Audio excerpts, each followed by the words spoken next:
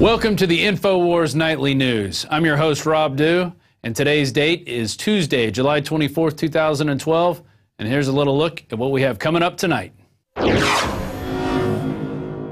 Tonight, U.S. troops to assist local authorities in criminal investigations, as the Associated Press reports that Marine Corps law enforcement battalions are training to control civil disturbances. Then, Ice-T defends gun rights and says it's the last form of defense against tyranny. Plus, a man with Tourette's says cops beat him for their own amusement. And Rob Dew talks with Webster Tarpley about the disinformation campaign against Syria. All that and more up next on the INFOWARS Nightly News.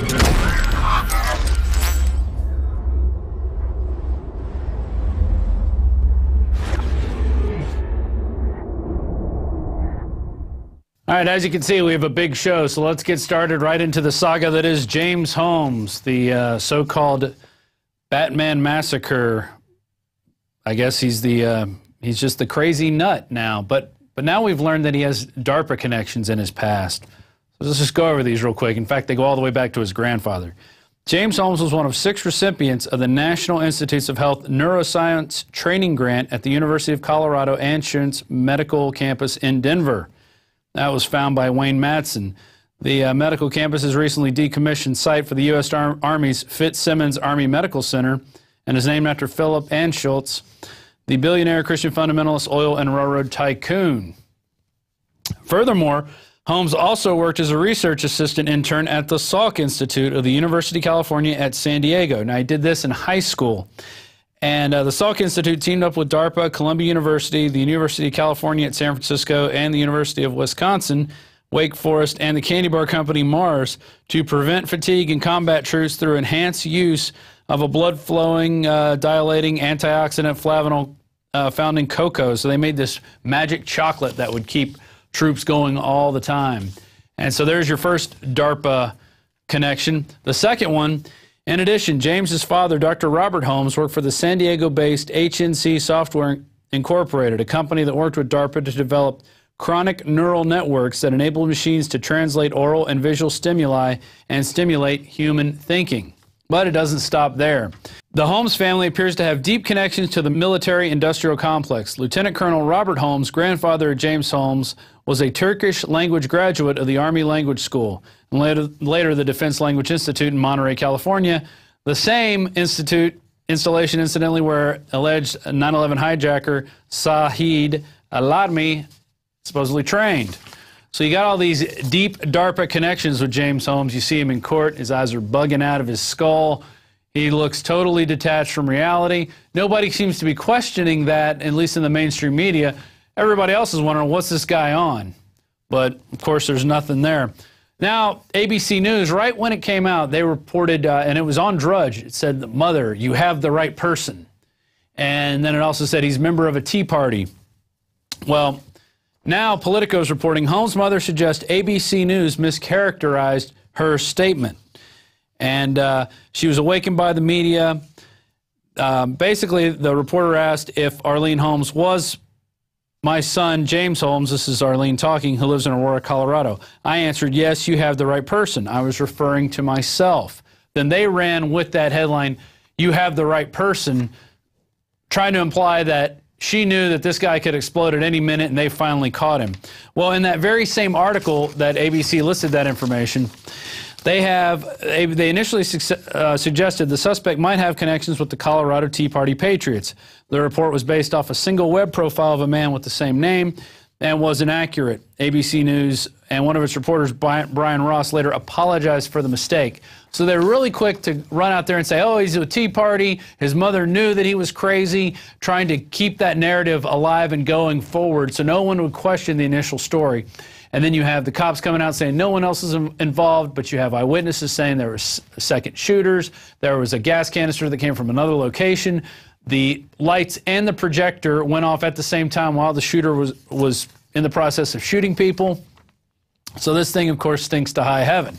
Now, the same piece of news here is gun sales spike almost double after Batman massacre. And this is out of the Denver Post. It said Friday through Sunday, Colorado approved a total of over 2,800 background checks. Again, a 43% rise in the same period. So you got a lot of people saying, I didn't think I needed a gun, but I do now. This is from Jake Myers. He works at the Parker gun store. What happens in your backyard, when it happens in your backyard, people start reassessing. Hey, I go to the movies. Should I have a gun? And here's another piece of news. Ice-T defends gun rights, saying they're the last form of defense against tyranny, and that's from Ice-T. He's been a big proponent of guns ever since he came out rapping back in the 80s. He says it's legal in the United States. The right to bear arms is because that's the last form of defense against tyranny, not to hunt. It's to protect yourself from police. Okay, let's go to that clip now. It's part of our Constitution. You know, the right to bear arms is because that's the last form of defense against tyranny. Well, I give up my gun when everybody else does. There you go. So when everybody else gives up their guns, and he's talking about military and police, he'll give up his. Which leads us to our next story. Houston cop arrested for handcuffing and raping woman after traffic stop. And there we have a guy, Adon Carranza, who was on duty when there was a small fender bender. He handcuffed this woman, put her in the back of his car, and then allegedly raped her with his gun and badge on the entire time after everybody left the scene. So this is a gross example of why we need an armed citizenry, to basically hold in check those tyrannical forces that could become the police at any time. Well, we're not done there. Man with Tourette's says cops beat him for their own amusement. This is a Georgia man, suffers from Tourette's syndrome, says police deactivated a device that controls his symptoms and then beat him for their own amusement. He's suing Chatham County Sheriff's Office for negligence and infliction of emotional distress. Upon being brought to the Chatham County Jail for processing, Ray alleges he was warning officers that passing through the facility's metal detector would deactivate the battery-powered deep brain stimulator that helps him control his Tourette's syndrome. If the device was not work, Ray is prone to uncontrollable tics and obscene outbursts, typical with the neurological disorder. After the device was deactivated, Ray was at the mercy of the disorder, and he says cops repeatedly harassed him and beat him as a form of amusement.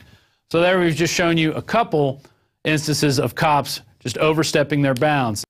So we've just shown you a couple instances where police, these are just regular domestic police, have abused their authority and raped people, or at least allegedly raped people. They're beating people with Tourette's syndrome.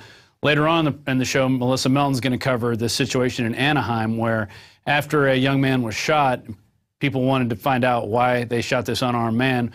Well, the cops they claimed it was a riot and started shooting rubber bullets into children. They released a dog on people and they claimed it was an accident.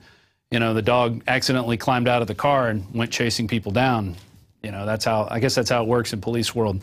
But now we're going to move to the military training inside domestically. So here's the article, Marine Corps Law Enforcement Battalions to Control Civil Disturbances. And this is from Steve Watson.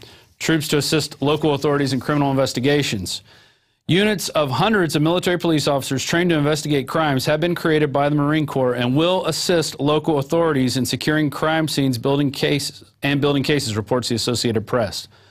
The report notes that the battalions will be capable of helping control civil disturbances, handling detainees, carrying out forensic work, and using biometrics to identify suspects. So we've been showing you this for a long time, and I'm about to go over some examples because I'm sure there's people in denial out there that the military is going to be working with civilians, and it kind of leads us to this last quote here in the article. Indeed, back in 2008, Washington Post reported 20,000 troops returning from Iraq would be stationed inside America under NORTHCOM for purposes of domestic security from September 11th onwards. Well, that was the Washington Post in 2008. By 2009, it had jumped to 400,000. We're going to go to a quick video here of Alex. This is from Police State 4, The Rise of FEMA, discussing just a few articles of the different troops that are being deployed all over the United States. So they may not be in your area today, but we're about to document a bunch of stuff in case you're in denial out there. Here's that first video. Now, let's go ahead and go over these articles. Brigade Homeland Tour starts October 1st. 3rd Infantry's 1st BCT trains for new dwell time mission. Helping people at home may become a permanent part of active Army. And then you read this, the Washington Post reported it, everybody else did. It says for riot control and civil unrest during a collapse of society. Then the Army War College came out a month later and said, yes, we're preparing to engage the American people. So there's that going on. So they have to have troops to take you to the FEMA camps. Washington Post, 20,000 more U.S. troops to be deployed for domestic security. They then expanded and said it won't be 4,000 troops, it'll be 20,000. Now they're saying, oh, it'll be 40,000 regular Army troops. The very troops that were in Baghdad doing gun confiscation, the very best troops they've got. Here's another one. Marines admit security force to operate inside U.S. This directly from the Marine Corps' own website. And they did it with role players, practicing confiscating people's guns. Here's another one. Unit learns skills to fight different enemy. And this is out of the American Force Press Service.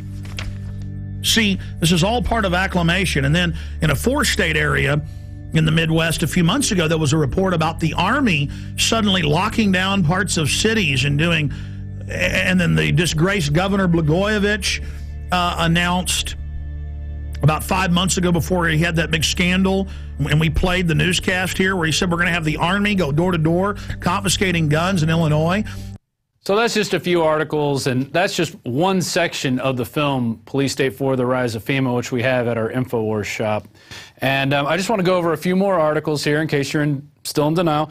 Florida Guard to support Super Bowl security. This is in 2007, okay? And that's the American Force Press Service. Here's another one, Tangled Up in Blue, posted March 5th, 2009. And this is about Marines conducting sobriety checkpoints in California. Okay, so the Marines are teaming up with the police all to keep us safe. Here's another one, military police at Kentucky Derby. Okay, they were stationed there. They were helping pull people off the tracks because those guys could be terrorists, people who run on the tracks. And we have to have the police there. And basically, that's all conditioning to get you to look at, to basically acclimate you to having police on the streets. Here's that article that was just in the video you saw. The Pentagon wants the authority to post almost 400,000 military personnel in the United States. That came out August 12, 2009. So it's been going on for a while, and it's not going to stop. They're going to keep ratcheting it up. That's why, anytime we see these articles, we post them just to let you know that it's still happening. Now, the next piece we're going to go to, this is a news report that was also in Police State 4, the Rise of FEMA, and this has to do with police and National Guard training together to fight, domestic civil disturbances, terrorism, anything that may crop up. So this is out of Shreveport, Louisiana. Here we go with that clip. Let's go ahead and get to this. I mean, you want to see, what goes with FEMA camps like a horse and carriage. Troops, militarized police, training with the Army to take over your cities and towns. Let's go ahead and play this YouTube clip, Martial Law is Coming, from News 7 at 11.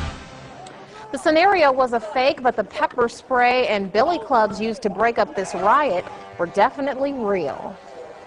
Good evening, I'm Miranda Stevens. Whether it's terrorism, riots, or any major disaster, local agencies will be the first to respond. That's why Roanoke City wants its disaster training to be as real as possible. Jeremy Butterfield has more.